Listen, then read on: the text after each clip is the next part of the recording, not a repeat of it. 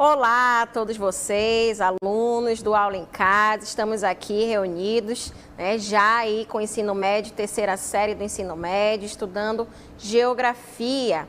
Eu sou a professora Ludmila Dutra e estarei com vocês verificando essa aula da nossa Geografia no dia de hoje. E vamos verificar qual vai ser o assunto da nossa aula 78 de Geografia, Gente, vamos estudar sobre a poluição no ar, na água e no solo. Vamos verificar todas essas mudanças ambientais que, infelizmente, acabam ocorrendo no nosso planeta, tá certo, gente? Então, vamos lá verificar sobre a poluição, O ser humano, ele vive em constantes mudanças, A gente verifica que nós, seres humanos, estamos em constante mudança e isso vai refletir na natureza. Por quê? Porque a gente verifica que ocorre o desenvolvimento, Porque primeiramente, a população, a sociedade, ela vivia no campo, fazendo suas atividades de agricultura, de pecuária, e aí a gente verifica que a partir daquele momento começa a surgir essas mudanças. Com o passar do tempo, foram surgindo as cidades, as indústrias, então isso fez com que ocorresse ainda mais todas essas mudanças. E essas mudanças, elas acabam interferindo muito no meio ambiente, na natureza. E a gente verifica que, de um certo modo, tudo isso vem através do quê? Vem através desse processo de desenvolvimento, de industrialização, de urbanização, que acaba tendo essas grandes mudanças. E é com essas mudanças que, infelizmente, vai para esse processo de poluição, ocorrendo a poluição no ar, ocorrendo a poluição nas águas, nos rios, nos mares, nos oceanos, E também no solo. A gente observa tudo isso, com esse processo de desenvolvimento, tá? E vamos verificar, cada um desse processo de poluição. Uma delas vai ser do ar, a poluição atmosférica. Gente, a poluição atmosférica, ela vai consistir no lançamento e acúmulo de partículas sólidas e também de gases tóxicos que acabam se concentrando na atmosfera, tá? Essa atmosfera terrestre, ela acaba sendo alterada, tá? E essas alterações que ocorrem vão ter características físico-químicas, tá? Essas características físico-químicas vêm com esse processo de mudança, tá? Então, essa poluição atmosférica, que pode ocorrer em um determinado local, vem principalmente com a ação antrópica. E essa ação antrópica, ela vem através de atividades que são realizadas, tá? E essa poluição atmosférica, gente, a gente observa que acaba, tendo consequências. E uma delas vai ser a inversão térmica. O que vai ser a inversão térmica? Em condições normais, quando se tem ali uma área que não está ocorrendo a poluição atmosférica, o ar aquecido, ele vai ser um ar mais leve, então ele acaba ficando na camada mais baixa. Já quando o ar ele é frio, o ar ele fica mais denso, mais pesado, então ele acaba indo para uma camada mais elevada, tá? Essas são as condições normais onde se ocorre aí a inversão térmica. Já quando se tem a inversão térmica, o que vai ocorrer com a temperatura baixa? Isso ocorre principalmente na estação do ano, no inverno, tá? Então, a inversão térmica, quando se tem uma temperatura baixa, a gente vai verificar que o ar quente, a gente vai verificar agora a característica, que esse ar quente, acima ali da camada fria, ele acaba, tendo essa inversão térmica. Então, essa temperatura, quando ela se torna mais baixa, o ar quente, ele vai ficar acima da camada fria, tá? Então, o ar frio, ele vai ficar na camada baixa e isso vai dificultar o quê? A movimentação do ar, tá? Então, vai ocorrer o quê, consequentemente? Vai ter pouco vento, pouca ventilação naquela área, tá? Porque, como o ar frio, ele é mais pesado e se ele fica numa camada mais baixa, isso vai ter uma consequência. tá? Vai ter essa dificuldade aí da movimentação do ar com pouco vento, e isso, infelizmente, em uma área onde se tem muitas indústrias, muitos automóveis, acaba tendo esse impedimento aí da dispersão dos gases poluentes, tá? Então, se ocorre essa inversão térmica nessas áreas, né, onde tem grande concentração de indústrias, tem grande concentração de automóveis, consequentemente, essa inversão térmica, ela acaba dificultando, né, esse espaçamento do ar, tá? E isso acaba provocando, infelizmente, várias doenças, principalmente aí para a população, tá certo? Mas, além da inversão térmica, que vai estar ligada a essa poluição atmosférica, também pode ocorrer o quê? O surgimento de áreas onde se tem ilhas de calor. Tá? O nome já está falando, gente, ilhas de calor. São áreas em que a quantidade, né, de calor, a temperatura, ela aumenta, principalmente em áreas onde se tem muitas construções. Ocorre principalmente em ambiente urbano, né, nas grandes cidades. Por quê? Porque está ocorrendo uma artificialização daquela área, né? Foi artificializado pela ação antrópica, pela ação do ser humano, tá? Então, essas áreas onde se tem grandes construções, né, que ocorreram, infelizmente, um desmatamento, está tendo a construção de edificações, ocorre a impermeabilização do solo, né, principalmente ali com o asfalto, vai ter a emissão de CO2 e o excesso de concreto com todas essas construções. Consequentemente, o que é que vai ocorrer? O aumento da temperatura. Então, acaba surgindo aí essas ilhas de calor. Normalmente, quando a gente vai no centro de uma cidade, a gente observa, principalmente meio-dia, 11 horas da manhã, 13 horas da tarde, então a gente vai verificar que a quantidade de calor ela é bem maior. Se a gente vai para uma área mais afastada, onde tem grande concentração de vegetação, aquela temperatura ela diminui, né? Então a gente observa que nessas áreas onde tem grande concentração de construção de automóveis, a gente vai observar que aquela área ela tem uma temperatura mais elevada, surgindo essas ilhas de calor, tá? Além disso, né, das ilhas de calor, da inversão térmica, também vamos verificar o surgimento da chuva ácida, né? O que vai ser essa chuva ácida, gente? Vai ocorrer aí a chuva ácida principalmente em áreas onde se tem grande quantidade de indústrias, de poluição atmosférica muito grande, tá? A chuva ácida ela surge quando ocorre o aumento desses gases tóxicos, tá? Principalmente como o dióxido de enxofre, tá? O dióxido de nitrogênio na atmosfera, ok? Vai ser lançado principalmente aí pelas indústrias, por automóveis e também as centrais termoelétricas que utilizam ali o petróleo, né? Para fazer aí, para surgir a energia elétrica, tá? Então, a gente observa que essas chuvas ácidas ocorrem muito em países onde o processo de industrialização é muito alto, países europeus, na China principalmente também. E, infelizmente, isso acaba afetando muita coisa, né? Afeta lavouras, né? Aí a atividade da agricultura, tá? E também outras vegetações, ok? E isso acaba prejudicando também, gente, a vida animal, tá? Que, infelizmente, tem a chuva ácida, ocorre a chuva ácida, ela vai cair em algum canto. Se não vai ser na vegetação, vai ser no solo. Infelizmente, acaba contaminando aí lençóis freáticos, né? Eleva a acidez do solo e isso acaba afetando também na agricultura. Corrói estruturas metálicas, construções e até mesmo veículos. Então, onde se tem, né, onde ocorre muito aí a chuva ácida, principalmente em países do hemisfério norte, a gente observa todas essas consequências, tá certo? Isso tudo vai estar ligado aí à poluição atmosférica, né? Ocasionando aí as ilhas de calor, a inversão térmica, o surgimento de chuvas ácidas, tá?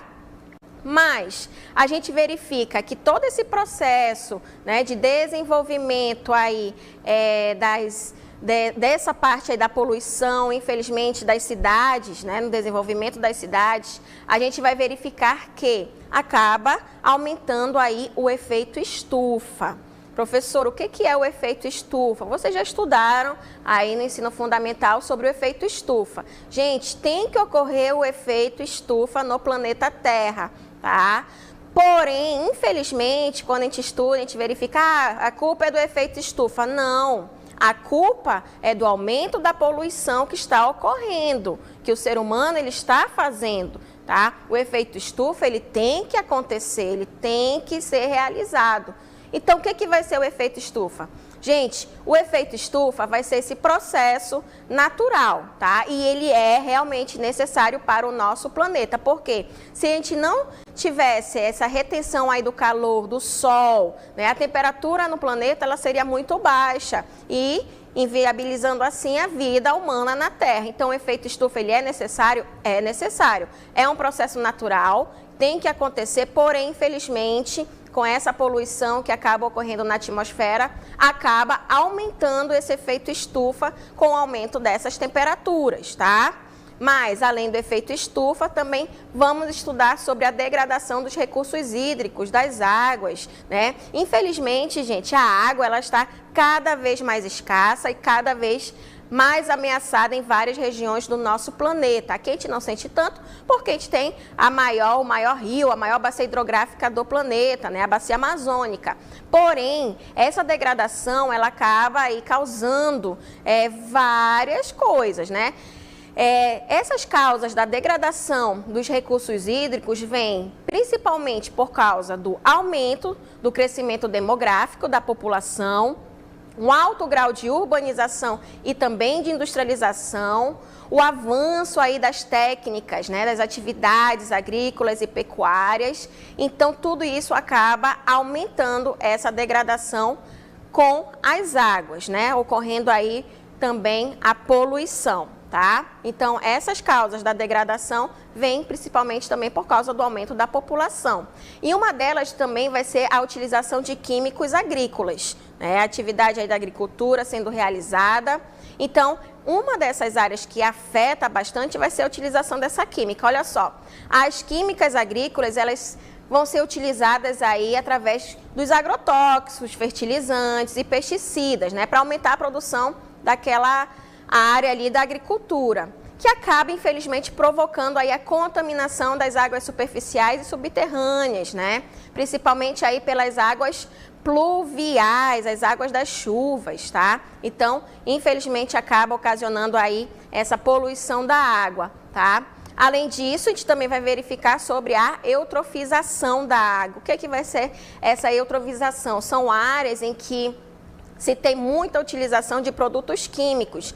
E esses produtos químicos, eles liberam íons, tá? Que vão servir principalmente para alimentar as algas. Então, isso vai fazer com que aumente a quantidade de algas, né? E quando elas morrem, elas acabam liberando grande quantidade de detritos. Então, é aí que ocorre esse processo de eutrofização da água, onde vão ser decompostos aí os organismos aeróbicos, né? O oxigênio da água, ele vai ser retirado e, infelizmente, isso pode acabar ocasionando aí a morte de animais e de plantas aquáticas, né? Nesse processo de eutrofização. Parece que tem um lodo ali em cima da água, né? Então, isso é o processo de eutrofização. A quantidade de oxigênio acaba diminuindo, né? Por essas poluições aí químicas, tá?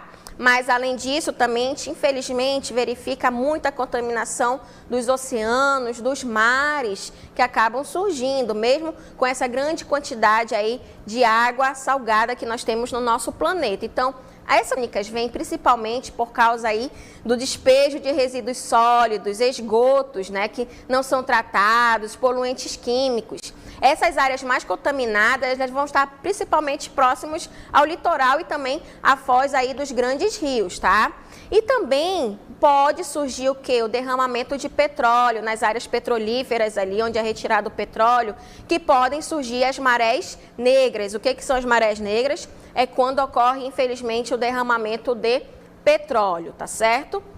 verificando aí a contaminação das águas. Mas, além da contaminação do ar, da água, também não podemos esquecer do solo, né? A contaminação dos solos, gente, pode ocorrer aí principalmente por causa do aumento do consumo da população, tá? Porque quanto maior o consumo, maior a quantidade de lixos que podem ser descartados, tá?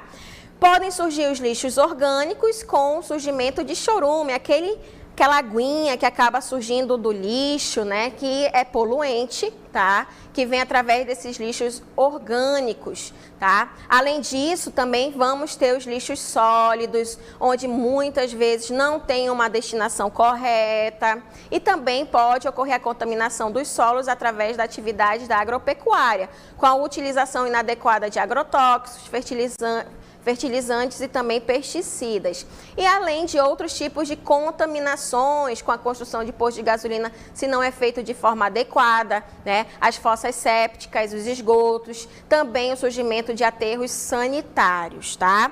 E a utilização irregular dos solos, gente, também pode ocasionar aí, né, todo esse processo aí de poluição do solo, tá? Por exemplo, o desmatamento, se ele for feito de forma inadequada, para fazer atividade da agricultura, da pecuária, da extração de minérios e madeira, também da construção de cidades, né? Então, a gente observa aí que também pode ocorrer essa utilização irregular dos solos. A erosão, né, acaba surgindo, que vai ser essa perda de material, né, que estão em áreas desprotegidas, que podem ocasionar os deslizamentos, tá? Também podem surgir o assoreamento. O que é que vai ser o assoreamento? Já vai ser o acúmulo de sedimentos no leito dos rios e muitas das vezes pode ficar intrafegável ali para os barcos, tá? E também, por fim, as queimadas, que podem reduzir aí a biodiversidade e também empobrecer o solo, tá certo, gente? Então, a gente verifica essas alterações que podem ocorrer na atmosfera, nas águas e também no solo. Vamos agora para a nossa dinâmica local interativa.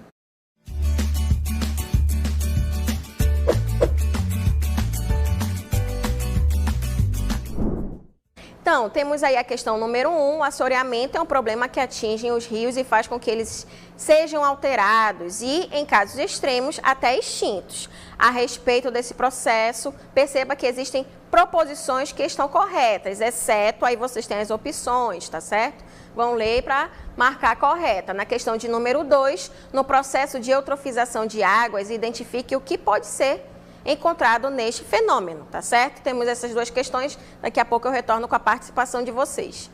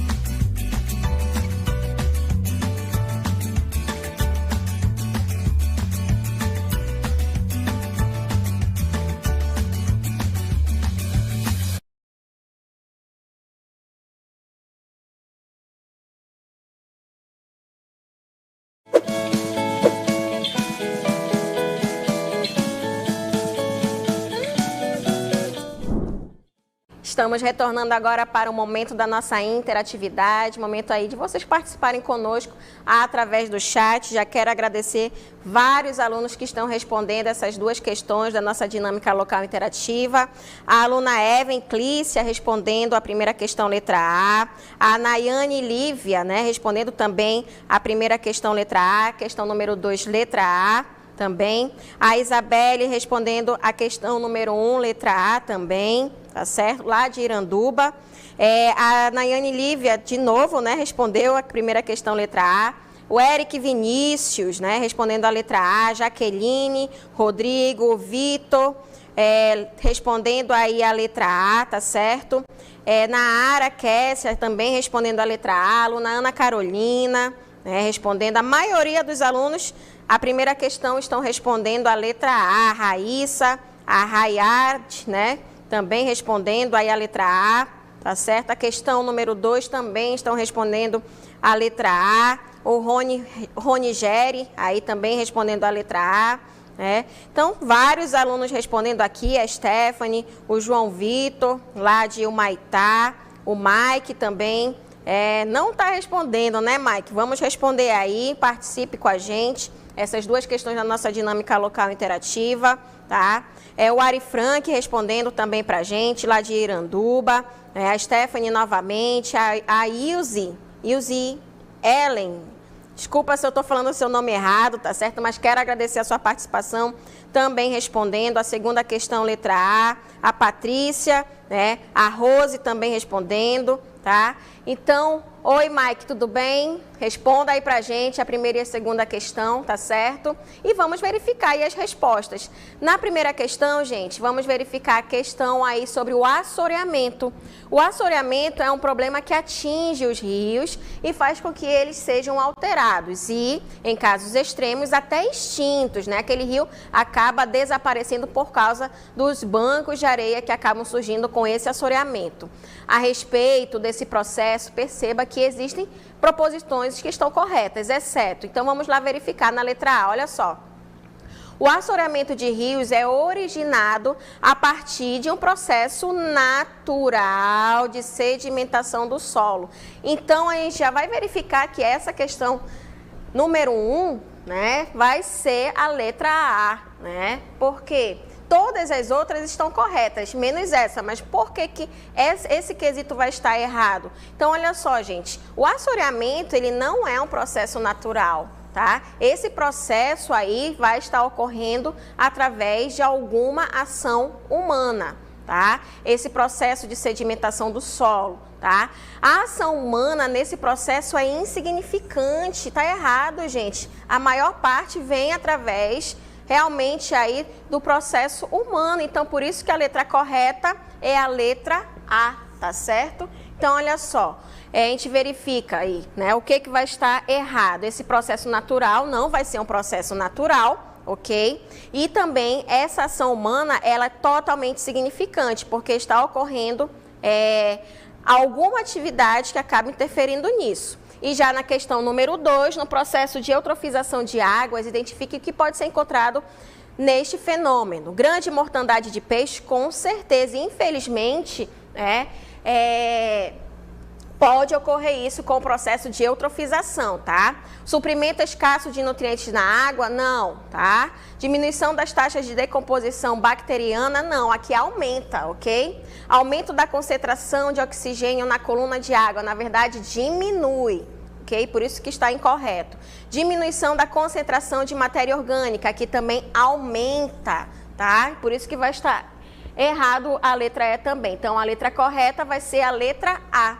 Grande mortandade de peixes, tá certo, gente? Então, tanto a primeira questão quanto a segunda questão serão aí a letra A, tá certo? Muito obrigada pela participação de vocês. Vamos continuando nossas aulas agora com história, juntamente lá com o professor Ananias.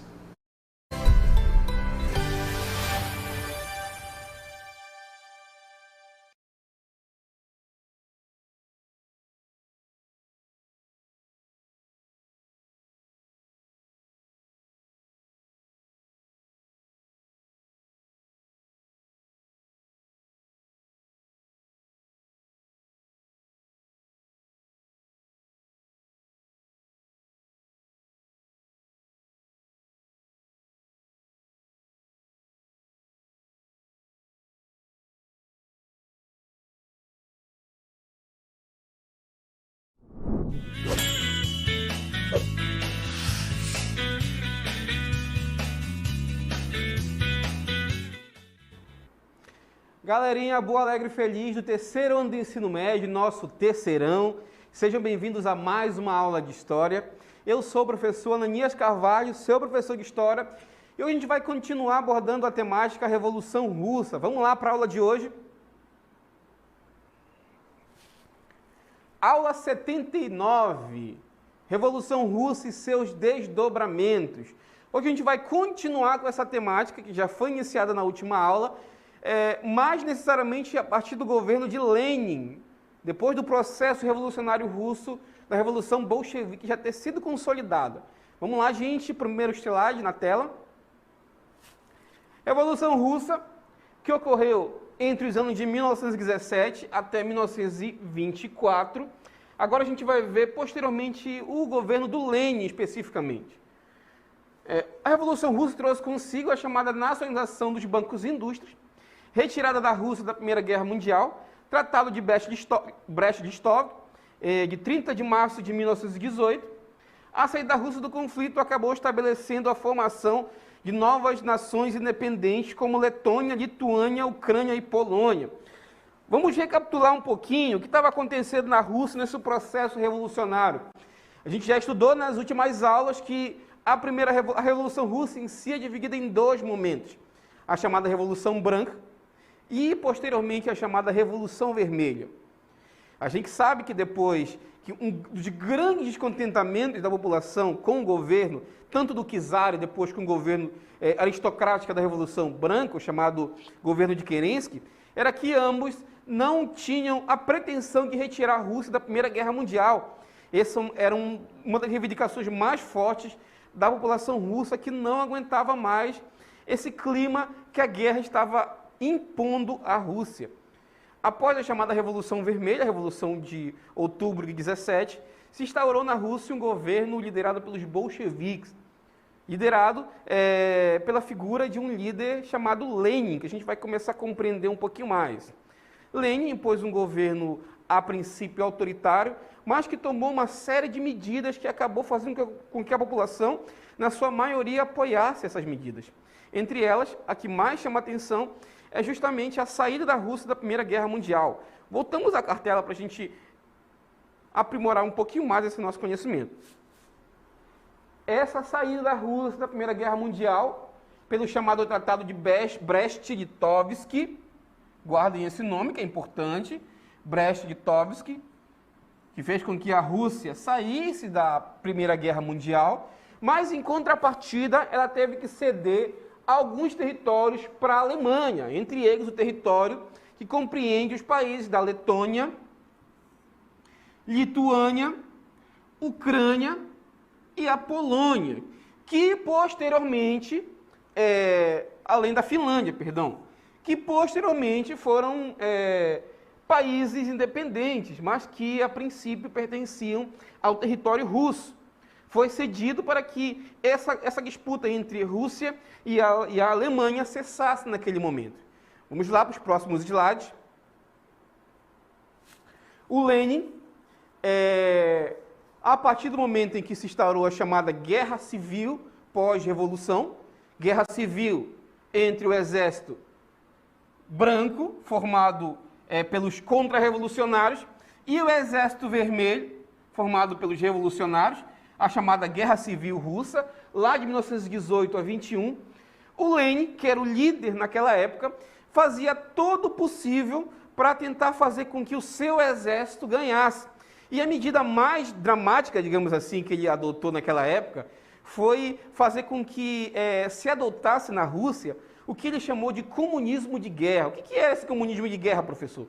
Era basicamente fazer com que todos os esforços da Rússia, todo o parque industrial russo, todo o esforço, por assim dizer, fosse destinado para com que a Rússia conseguisse, melhor, para com que os bolcheviques conseguissem vencer a guerra civil. Esse período, galera, anotem aí, voltamos para o quadro, a gente conhece como comunismo de guerra. Esse ano, para vocês, é um ano de vestibular e Enem. Então gravem esse nome, façam as anotações. O que foi o comunismo de guerra, professor? Foi medidas adotadas pelo Lenin durante a Guerra Civil da Revolução Russa, fazendo com que todos os seus esforços fossem destinados a vencer a batalha. Esforços esses que eram desde confiscar a produção de camponeses, fazer com que todo o parque industrial russo, que era precário naquela época, fosse destinado para a produção de armas, fazendo com que o Exército Vermelho tivesse cada vez mais poderio para rivalizar contra o Exército Branco. Uma vez vencida essa guerra, o Lenin resolveu colocar em prática suas medidas de reestruturação da economia. Lembrando que o período de Guerra Civil Russa foi um período bastante turbulento para a história da Rússia. Galera, para vocês terem uma ideia, muitos historiadores falam para a gente que na época da Guerra Civil Russa, as práticas monetárias foram praticamente extintas. Não existia prática monetária na Rússia. As moedas não estavam em circulação.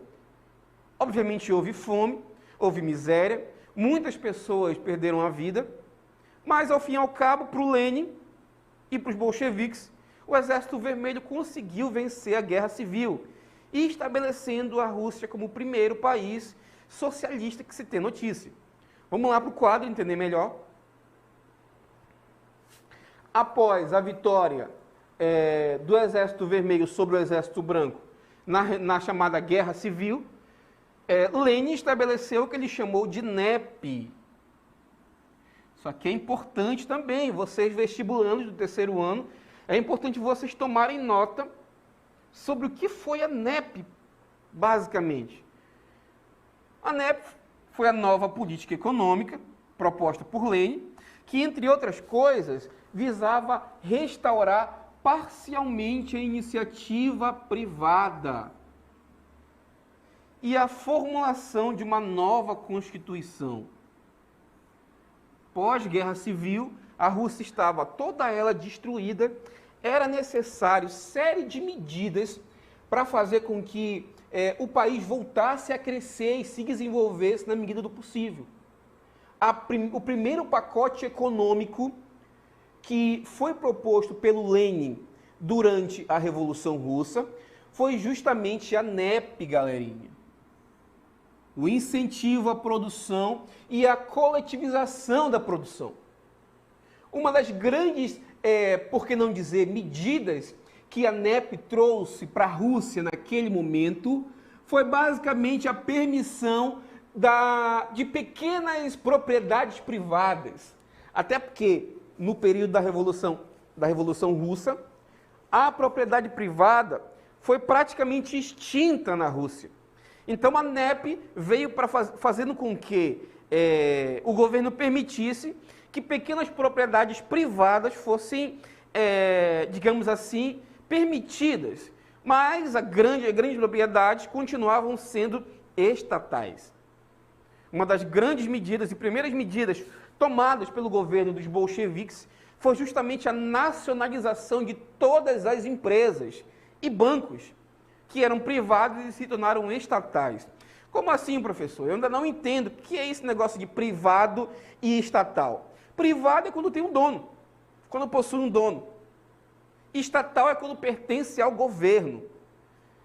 Na Rússia pré-revolucionária, existiam algumas indústrias privadas, algumas indústrias da iniciativa privada, que com o processo revolucionário foram transformadas em estatais, pertencentes ao governo.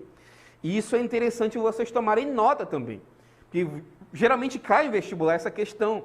Como é que se deu, como é que foi tratada a iniciativa privada na Revolução Russa? Foi toda ela tomada pelo governo e transformada em empresas estatais.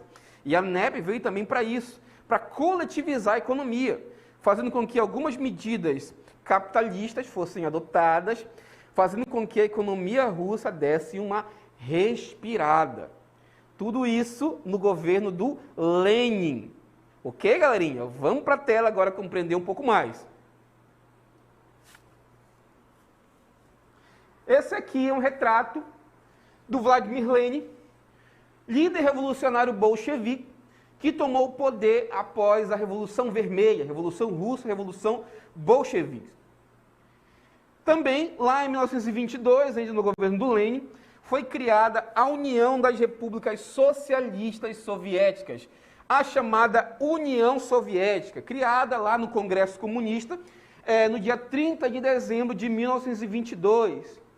A União Soviética foi uma das grandes protagonistas da história do século XX. Daqui a pouco a gente vai começar a estudar um pouquinho mais aprofundado. Segunda Guerra Mundial, Guerra Fria, a gente vai ver que a União Soviética está presente nos momentos mais decisivos da história do século XX.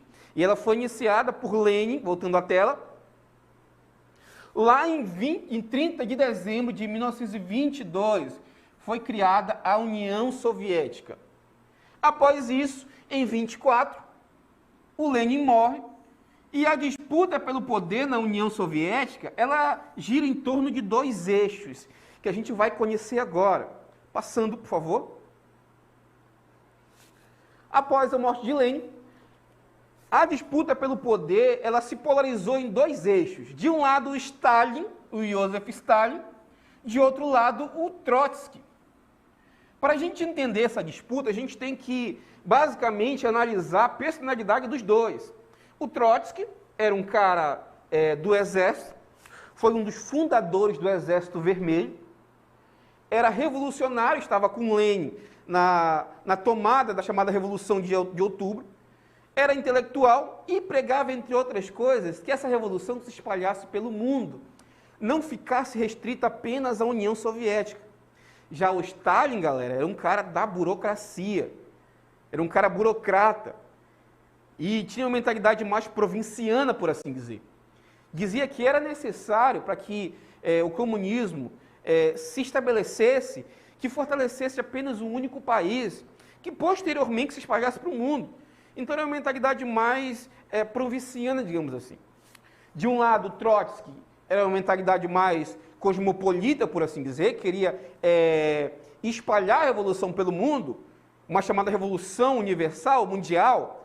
O Stalin queria uma revolução, melhor, um comunismo de um país só.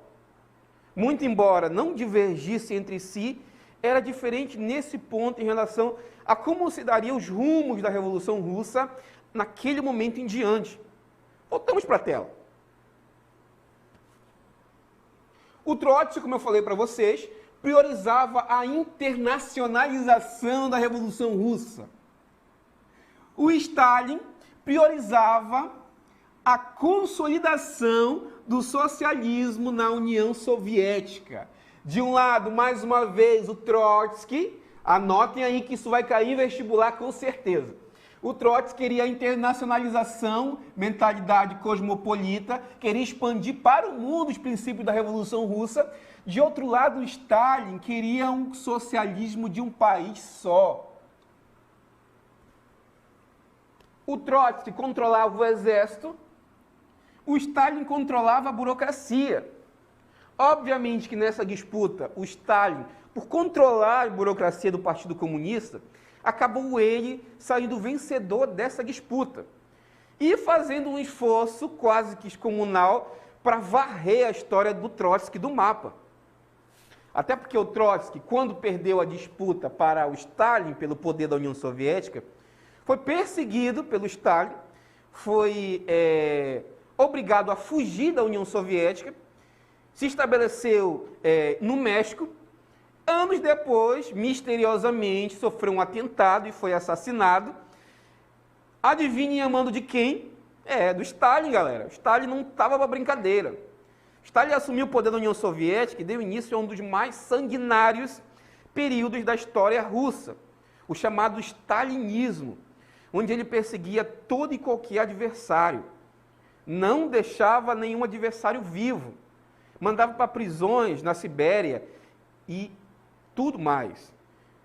Durante o governo de Stalin, a União Soviética se tornou uma das maiores potências do mundo, rivalizando com os Estados Unidos, mas isso é assunto para outras aulas. Voltando para a aula de hoje, na tela.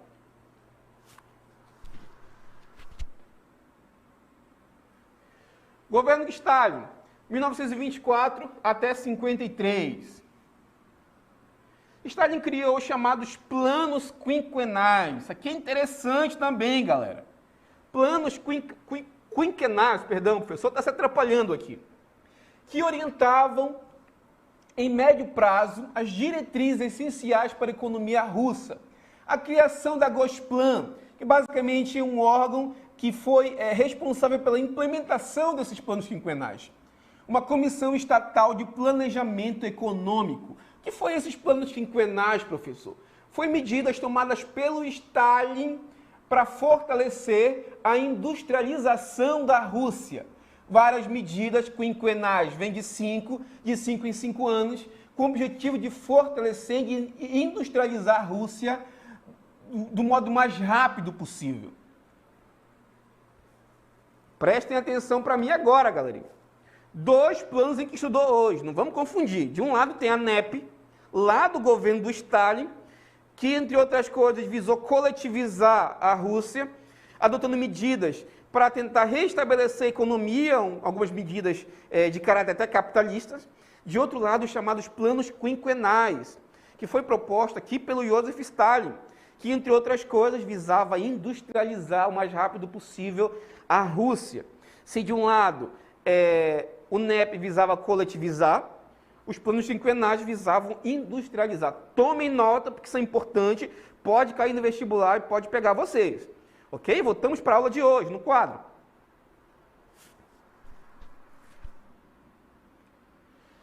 A coletivização da propriedade agrária, com a criação das sovkhozes, propriedades estatais, e das kolkhozes, propriedades coletivas, também foi proposta lá pelo governo do Joseph Stalin. Vamos lá, gente, adiante. No governo do Joseph Stalin, os planos quinquenais, houve também um incentivo ao desenvolvimento da indústria de base a partir do financiamento de setores de educação e tecnologia. O governo do Stalin também se caracterizou por uma política extremamente violenta, como eu falei para vocês. Foi responsável pelo chamado Grande Expurgo, que foi um mecanismo de terror que basicamente perseguia todo e qualquer inimigo político do Stalin, inclusive o próprio Trotsky, que foi vítima desse Grande Expurgo, e também teve o apoio internacional a diversos partidos comunistas espalhados pelo mundo, financiando várias revoluções que a gente vai estudar em um outro momento, como a Revolução Chinesa e a Revolução Cubana. Essa segunda que deu origem a um país comunista nas Américas, que é Cuba. Inclusive, a gente conhece até hoje. Então, galerinha, essa foi a aula de hoje. Queria agradecer mais uma vez para vocês que estão participando da aula. Agora a gente vai para o momento de interatividade, colocar em prática o que foi aprendido hoje. Espero que vocês tenham aprendido, terceirão, esse conteúdo que é de vital importância. Vocês vão precisar dele no vestibular. Daqui a pouco vocês vão passar por certames, vestibular, PSC, e eu creio que vocês vão precisar desse conteúdo para conseguir compreender e obter uma nota elevada. Agora eu vou deixar para vocês um tempinho para a nossa DLI, vou passar algumas questões para vocês. Vocês vão ter um tempinho de responder, daqui a pouco a gente vai voltar com a interatividade.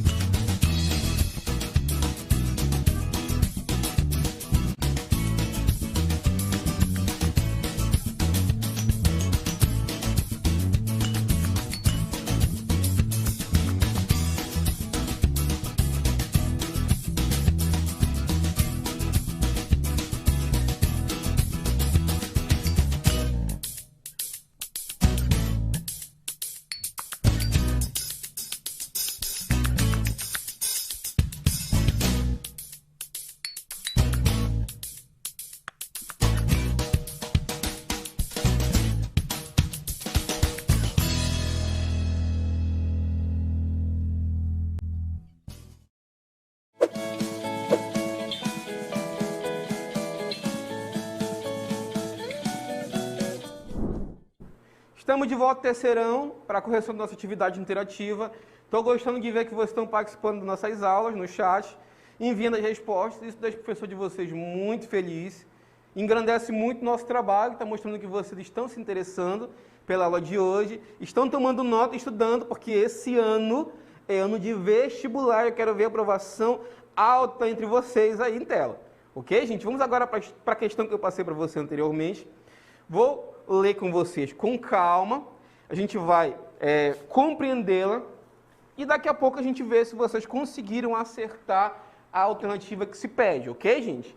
Questão da PUC de São Paulo, uma questão de vestibular, já para treinar vocês para o certame desse ano, diz o seguinte para a gente: a disputa pelo poder na União Soviética entre Trotsky e Stalin, após a morte de Lenin, em 1924, teve como eixo a discussão sobre, letra A,